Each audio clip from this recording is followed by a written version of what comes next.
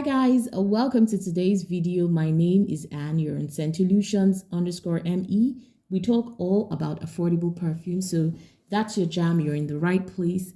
To my returning subscribers, you're the best. Thanks for always watching. And if you're new on here, welcome on board. You like it here. If you haven't subscribed and you want to, don't hesitate to do so. Also, click on the notification bell so you know when I post a new video. So let's get into today's video, shall we? We're talking Fakhar by Lattafa today. I've seen a number of people call it Fakhar Rose, so I honestly don't know the difference, but this is a Fakhar for women, and this is from the Lattafa Pride collection.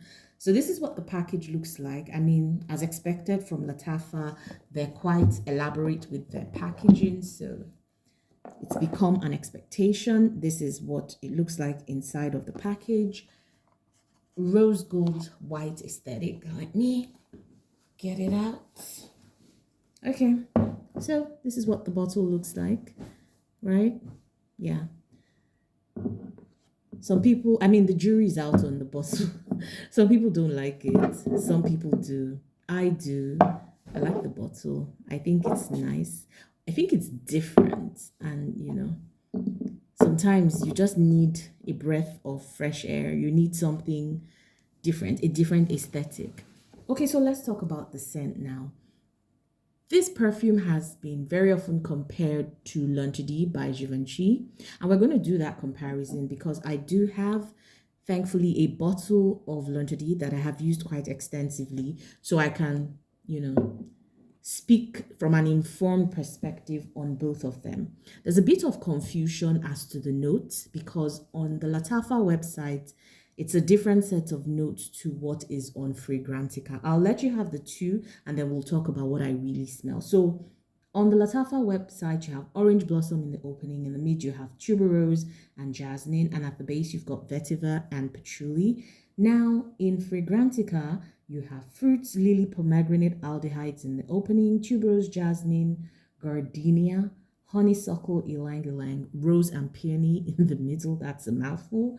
And at the base, you have vanilla, ambroxan, musk, and sandalwood. So definitely some confusion, but what I smell in the opening of this is definitely a fruity bubblegum scent.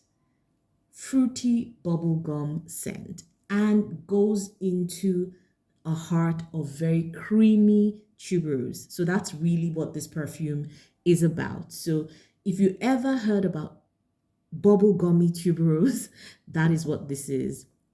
It'll give you the bubblegummy notes in the opening, like fruit gum, and it will give you a tuberose heart. When it dries, it gives me some woodiness as well as a hint of vanilla.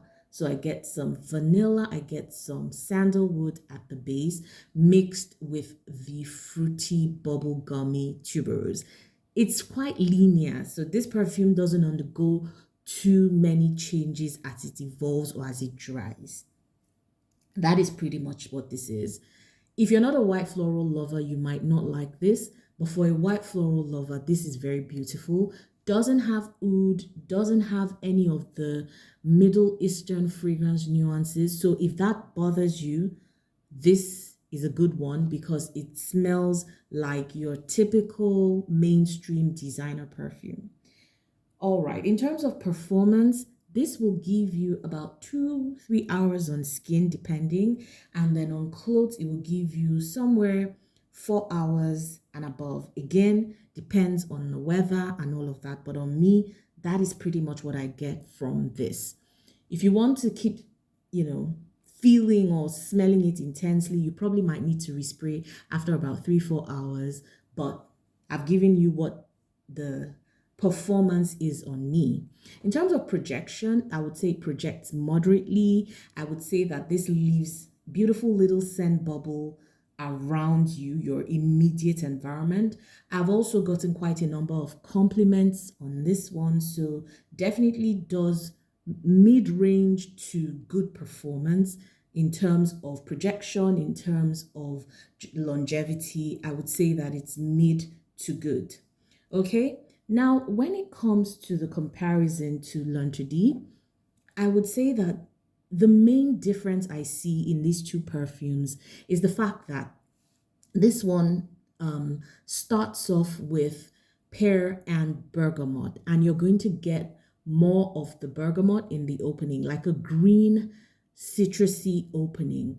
So it does have that bubble gummy element to it because there's pear, so it adds some lush fruitiness to this.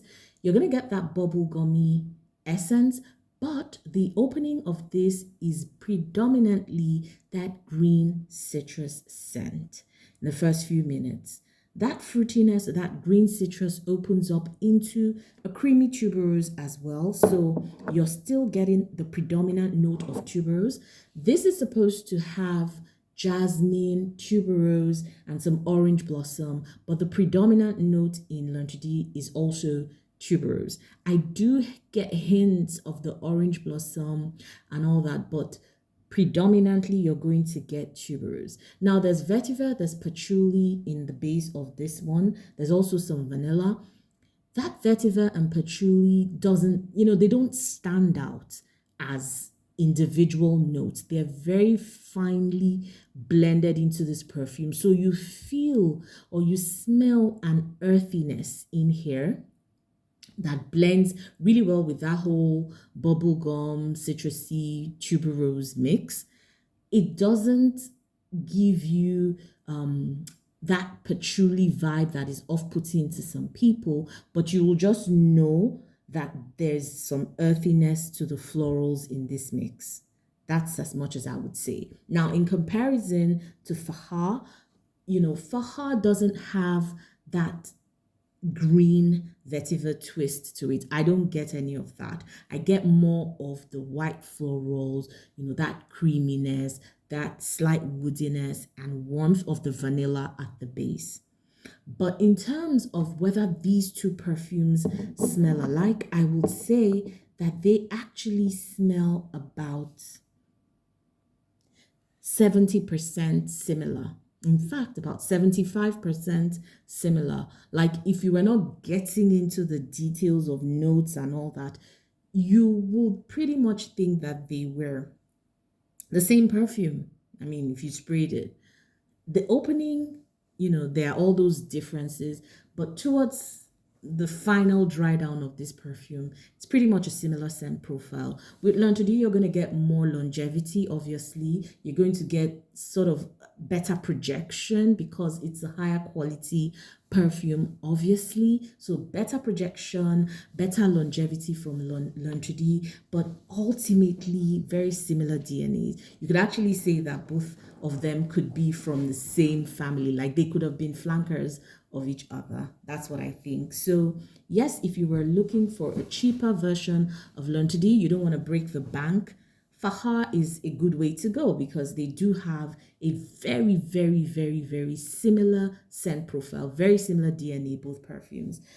If you have any of these perfumes, please let me know what you think. Do you like them? Fakhar is very, very feminine. It's that kind of perfume that you wear when you want to feel really girly, really feminine, really soft. That is Fakhar for you.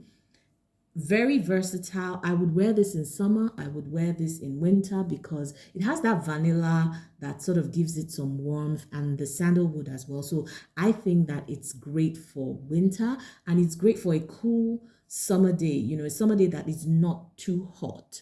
I would wear this as well. So that's my thought, or those are my views on this perfume. Let me know if you have any of them. Let me know if you like them. Very, very much hyped up on TikTok, on YouTube. I think it lives up to the hype, to be honest. I think it does. That's my opinion. Let me know what yours is. Until I see you in another video, enjoy the rest of your day or night. Bye, guys.